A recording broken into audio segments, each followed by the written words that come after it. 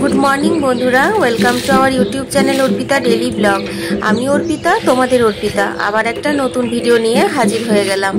बंधुरा एखन बाजे होच्छे भोर 4:45। तो आमी सकाल बेलाय मुख टुक धुए और बासी कापड़टा छेड़े नियेछि। दौड़े जलमारुली करे तारपर तुलसीके एक घटी जल दिए दिलाम। एइभाবে दिनटा शुरू करी प्रत्येक दिन। आज एकटू भोर भोर अन्यरकम भावे शुरू हलो, तार कारण होच्छे आज आमादेर ठाकुर सेবার पाली। तो ठाकुर सेवा बोलते आमादेर ग्रामे जे आदि विष्णु मंदिर आछे सेई विष्णु मंदिरेर ठाकुरेर प्रत्येक दिन नित्य सेवा हय। तो सेई सेবার आजके आमादेर पाली पड़ेছে। तो এখন আমি দড়ি বালতি নিয়ে দেখতেই পাচ্ছো বিষ্ণু মন্দিরে চলে এসেছি। এখন কিন্তু অনেকটা ভোর। তো এখন আমি এই যে ভেতরের এটা হচ্ছে বিষ্ণু মন্দিরের ভেতরটা, এখান থেকে আমি এখন ঠাকুরের বাসনগুলো বের করে নিচ্ছি। কারণ যার যেদিন পালি পড়ে সে সেদিন ঠাকুরের বাসন ধোয়া মন্দির ধোয়া সমস্ত কাজ করে, আর ঠাকুরের যে 3 বেলা সেবা হয় সেটাও তার দায়িত্বের মধ্যে পড়ে।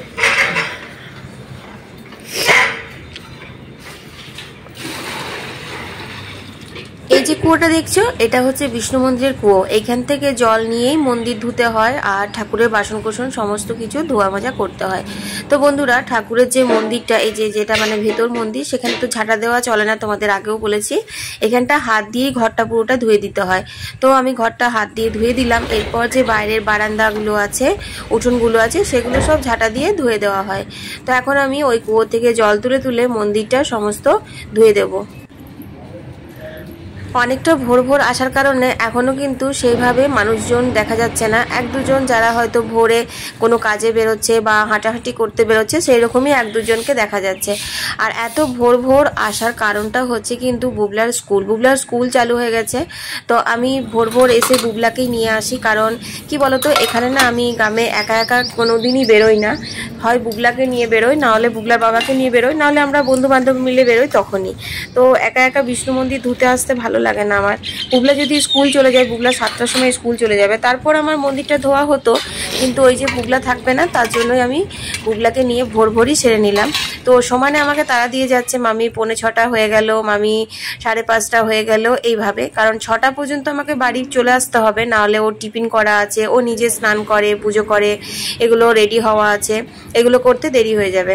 তো দেখো আমার বাসন ধোয়া হয়ে গেছে মন্দিরে। এখন বাজে 6টা বাজতে 10। আমার মন্দিরের সমস্ত কাজ হয়ে গেছে বন্ধুরা, অনেক তাড়াতাড়ির মধ্যেই করলাম। আর এবার আমাকে চটপট করে বাড়ি চলে এলাম।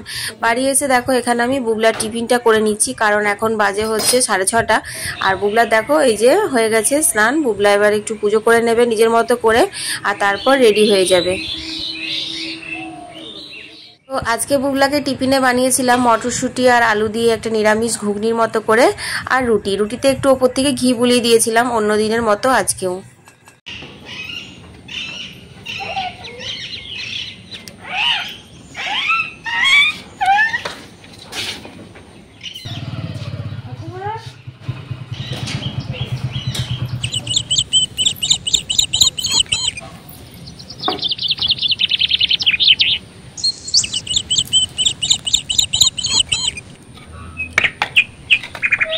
বুবলা স্কুলে চলে গেল আর এখন আমি সবজিগুলো কাটতে বসে গেলাম। তো বন্ধুরা লক্ষ্মীর ভোগ হোক, দুর্গার ভোগ হোক বা বিষ্ণুর ভোগ হোক, না তরকারি অন্নভোগই আমাদের হয়, এটা আমাদের বাড়ির নিয়ম। তো ভাজা ভুজি তরকারি ডাল চাটনি এসব নিয়ে নরকম হয়। তো অনেকগুলো সবজি নিয়ে এসছে, আর ফ্রিজে রাখা আছে যে সবজিগুলো সেগুলো তো দিই না, তোমরা তো দেখলে। এগুলো আলাদা করে বুবলা বাবা নিয়ে এসছে সকালে। আর উঠোনে না খুব সুন্দর ঠান্ডা বাতাস বইছে, জানো তো। মানে কি বলতো একটু ঝড় বৃষ্টি হয়েছে, মানে একদম বৃষ্টি তো হয়নি, জাস্ট মানে ফিসফিস পড়েছে। বাট কিন্তু যে গরমটা যে তাপটা ছিল সেটা একদম কমে গেছে। আমার তো খুব ভয় লাগছিল যে সামনে হোম লক্ষ্মী মানে নীলের পুজোর দিনে তোমরা আমার সঙ্গে থাকলে দেখতে পারবে যে চড়ক পুজো নীল লক্ষ্মীর যে উপোসটা হয় সেদিনও কিন্তু আমাদের লক্ষ্মীর অন্নভোগ হয় পাতা লক্ষ্মীর। তো সেই সময়টাতে যদি গরম পড়ে এক তো উপোস থাকবো, তারপর ভোগ রান্না, তো কি করব, এতটা বেশি গরম পড়ে গেছিলো আর এত বেশি লু হাওয়া বইছিল।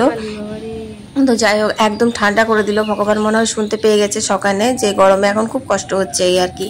তো খুব সুন্দর ঠান্ডা ঠান্ডা হাওয়া দিচ্ছে, তরকারিগুলো কাটতে বেশ ভালোই লাগছে। তো আজকে ভাজাভুজি কাটলাম আর শাক কাটলাম, আর এখানে হচ্ছে পুঁই শাক দিয়ে কুমড়ো দিয়ে তরকারি হবে, আর তোমার আর পটল বলো ইয়ে বলো ওগুলো সব ভাজাতেই রেখে দিলাম, মুগের ডাল হবে, চাটনি হবে, এই মিলে মিশে আমাদের 9 রকম হয়েই যাবে। সবগুলো দেবো নাকি না? না না এইগুলো দিচ্ছি, এগুলো থাক। সময় না পুঁই শাকগুলো দারুণ পাওয়া যায়, মানে সেই ছোট ছোট হয় আর মোটা মোটা, শাক পাতাটা একটু বেশি থাকে, শাক পাতাটা দেখবে ভালো লাগে, বেশি ডাটা ডাটা থাকলে না পুঁই শাকটা খেতে একদম ভালোই লাগে না। তো যাই হোক একটা আলু দেবো, বেশি আলু দেবো না, কারণ আজকে আমার সোমবার, আজকে তো আমার উপোস, আমি তো ভোগ খাবোই না। তো বাড়িতে 3-4 জন পুরোহিত খাবে আর কাজের বউকে একটু দিতে হবে এই আর কি। তো সবজি কাটা হয়ে গেল। তো সবজি কাটার সাথে সাথে তো তোমরা জানো যে সবজির এই খোসাগুলো তুলে নিতে হয়, না হলে সংসারের অমঙ্গল হয়, মানে সংসারে বলে ঋণ বাড়ে এই আর কি। তো চলো এগুলো সব আমি ফেলে দিয়ে আসি।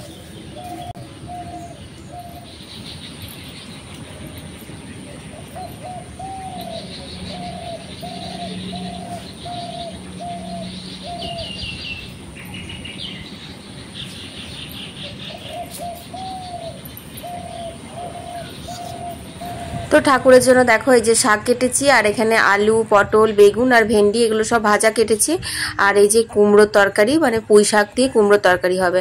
আর দেখো এখানে এই যে সকালবেলা একবার স্নান করিয়ে ঠাকুরকে আতপ সন্দেশ দিয়ে ভোগ হয়, সেটা মন্দিরে দিয়ে আসবো। তো চলো আতপ সন্দেশটা মন্দিরে চট করে দিয়ে চলে আসি।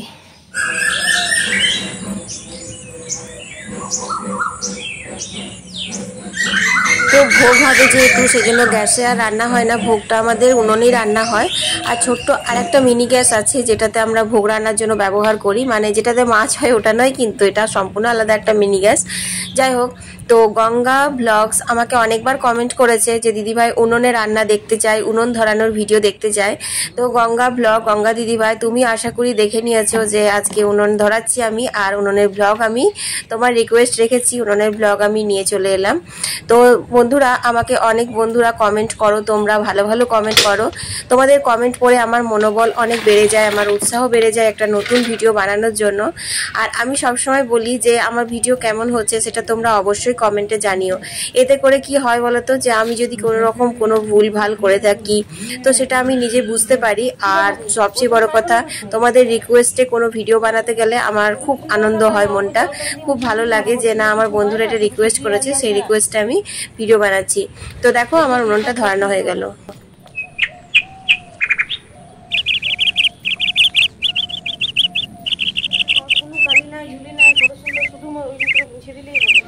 তো বন্ধুরা আজকে কিন্তু ওয়েদারটা দারুণ আছে, একদম মেঘলা মেঘলা করছে আর এত সুন্দর ঠান্ডা ঠান্ডা হাওয়া দিচ্ছে। আর হাওয়ার জন্য না উনুনটাও তাড়াতাড়ি ধরে গেল। তো এই উনুনটা খুব ভারী, এটা বড় উনুন, তো মা এতটা উঁচুতে উনুনটা উঠাতে পারবে না, তার জন্য আমি উনুনটা ঘরে ঢুকিয়ে দিলাম। তোমরা তো জানো যে ভোগ টোকগুলো মাই রান্না করে, আমি সমস্ত জোগাড়টা শুধু করে দিই।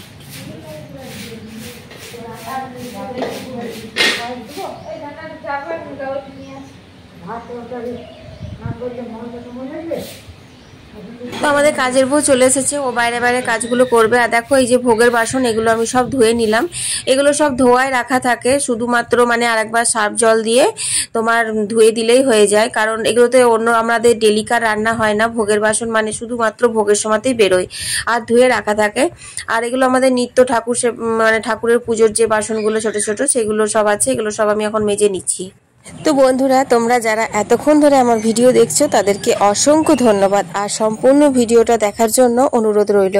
তো আমি ঘরের সমস্ত কাজ সেরে নিয়ে তারপর আমি কাপড়গুলো কেচে নিলাম, এরপর আমি স্নান করে নেবো, কারণ ভোগ রান্না আমাদের 12টার মধ্যেই ভোগটা ঠাকুরকে দিতে হয়। তো মা তো ভোগটা তার চাপাবে ততক্ষণে, তবু আমাকে তো হাতে পাতে অনেক কিছুই করে নিতে হবে, তার সাথে তো নিত্য পুজো আছে, ঘরে যে নিত্য পুজোটা হয় সেটাও আমি করে নেব। তো স্নান সেরে আসতে না আসতেই দেখছি কলের জল এসে হাজির হয়ে গেছে। তোমরা তো জানো 10:30 11টার সময় কলের জলটা চলে আসে। তো এখন আমি কলের জলগুলো নিয়ে নেবো। তো বেশ কিছুগুলো খালি হয়েছে, স্নানের জল, কাচাকুচির জলও নেবো, আর তার সাথে খাবার জলগুলো নিয়ে নেবো। বাংলাদেশ থেকে মনিরুল হাফিজা বলে একজন দিদিভাই আমার ভিডিও দেখে, প্রত্যেকটা ভিডিওতেই লাইক করে, কমেন্ট করে, তো বেশিরভাগ ক্ষেত্রেই লাইভ ভিডিও দেখে। তো আমি একদিন পোস্তর রেসিপি শেয়ার করছিলাম, তখন হাফিজা দিদিভাই বলে এটা কি, আমি বললাম পোস্ত। তো দিদিভাই কিন্তু বুঝতে পারলো না। তারপর আমি যখন জিজ্ঞেস করলাম তখন বলল বাংলাদেশে পোস্ত বলে কিছু হয় না, আমরা এটা চিনি না, কখনো খাইনি। তো এর থেকে আমি জানতে পারলাম যে বাংলাদেশে পোস্ত পাওয়া যায় না। বন্ধুরা, আমরা নানান জায়গা থেকে নানান ইউটিউবারের ভিডিও দেখি, আমরা অনেক কিছু কিন্তু জানতে পারি, শিখতে পারি, তাই না? কোন দেশে কি পাওয়া যায়, কোনখানকার কি রকম আচার নিয়ম, কি রকম খাওয়া দাওয়া, সব কিছু কিন্তু আমরা জানতে পারি। তো হাফিজা দিদি ভাই, তোমার নামটা নিলাম কারণ আমার বন্ধুদের কমেন্ট করে যারা, তাদের নাম যদি আমি ভিডিওতে না নিই তারা খুব মনে দুঃখ পায়। কিন্তু আমি যদিও বলতে থাকি বন্ধুদেরকে যে আমি ব্যাক ক্যামেরা করে রান্নাবান্না করি, ব্যাক ক্যামেরা করে লাইভ ভিডিও করি, তো তারপর আমি কিন্তু পরে সবার নামটা পড়ি, তখন আমার রান্নার দিকে ধ্যান থাকে, তাই নামটা পড়া হয় না। তো বন্ধুরা, তোমাদের সাথে গল্প করতে করতে কলের জল নেওয়া হয়ে গেল। এরপর আমি ঠাকুরের ফুলগুলো ধুয়ে ঠাকুরেরও জলটা নিয়ে নিচ্ছি। সাধারণত কল থেকে এই টাইম কলের জলে আমরা পুজোর জলটা নিই না, আমরা পাম্প চালাই, কিন্তু আজকে সকালে অলরেডি দুবার পাম্প চলে গেছে। মা ভোগের জল নিয়েছে, তারপর একবার বুবলা চালিয়ে স্নান করে তারপর ঠাকুরের পুজোর জন্য জল নিয়েছিল, তো ট্যাঙ্কি ফুল হয়ে গেছে, তার জন্য আর সাবমার্সেল পাম্পটা চালালাম না। কলের জলটা যখন পড়ছে তখন এখান থেকেই ঠাকুরের পুজোর জলটা নিয়ে নিলাম।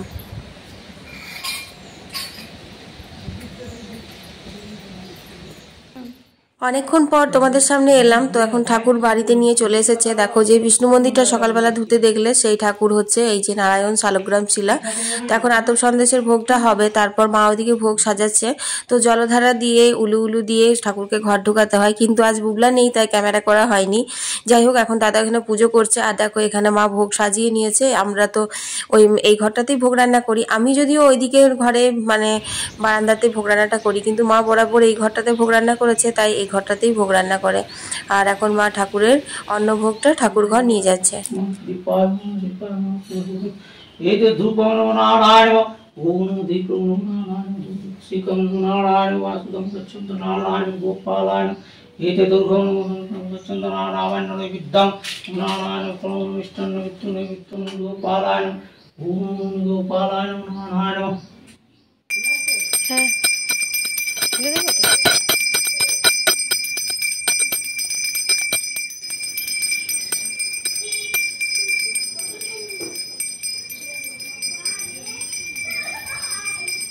তো ঠাকুরকে মন্দিরে নিয়ে চলে গেল। আর দেখো, এখন ঠাকুর ঘর থেকে আমি ভোগগুলো সমস্ত বের করে নেবো, তারপর ঠাকুর ঘরটা পরিষ্কার করে দেবো।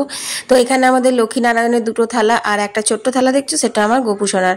তো ঠাকুর ঘরটা পরিষ্কার করে নিলাম। এরপর ওই ভোগ ঘর থেকে সমস্ত খাবারগুলো এখানে নিয়ে আসবো, মানে ভোগগুলো। তো এটাই অসুবিধা হয় যে ওই ঘরে রান্না করলে পরে ওই ঘর থেকে একবার সমস্ত নুন তেল মশলা সব কিছু বয়ে নিয়ে যেতে হয় ওই ঘরে, তারপর আবার তোমার ওই ঘর থেকে সমস্ত খাবার দাবারগুলো এই ঘর বয়ে নিয়ে আসতে হয়, কারণ এই দিকের ঘরটাতে আমরা খাওয়া দাওয়াটাও করি, তোমরা জানোই।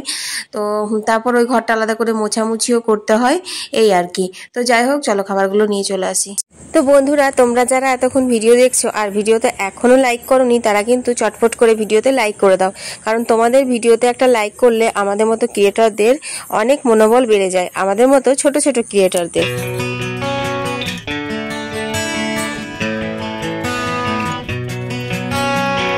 তো চলো বন্ধুরা, এখন বিকেল হয়ে গেছে, এখন বাজে হচ্ছে 5:30।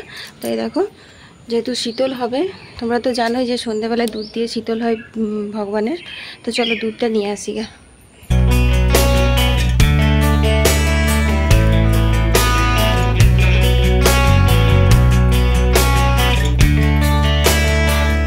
দুধটা নিয়ে এলাম, তারপর 1 কাপ চা করে মাকে দিলাম আর আমিও খেয়ে নিলাম। তারপর দেখো, এখন আমি উঠোনে বসে গেছি আলতা পড়তে। আমার খুব ভালো লাগে আলতা পড়তে, তোমরা তো জানো। আর কিছু পুজো পাশা বার দেবার হলে আমাদের বাঙালিদের একটু আলতা না পড়লে ঠিক ভালো লাগে না। তো এখনো সূর্য অস্ত যায়নি, এখনো বেলা আছে, তার জন্য আমি আলতাটা পড়ছি। আর উঠোনে এত সুন্দর হাওয়া দিচ্ছে ঠান্ডা ঠান্ডা, আর এত কোকিল ডাকছে, পাখি ডাকছে যে কি বলবো। তো আলতা পড়ার মজাটা যেন ডবল হয়ে যাচ্ছে।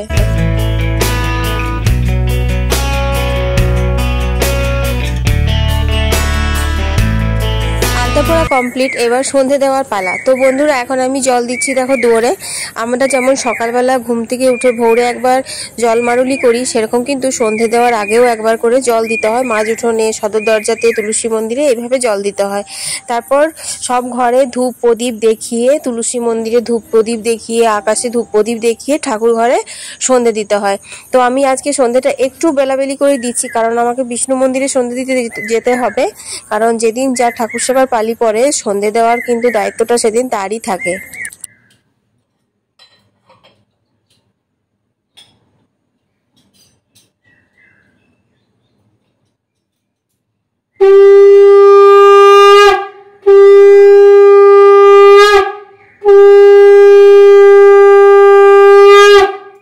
বাড়িতে সন্ধে দিয়ে চলে এলাম বিষ্ণু মন্দিরে সন্ধে দিতে।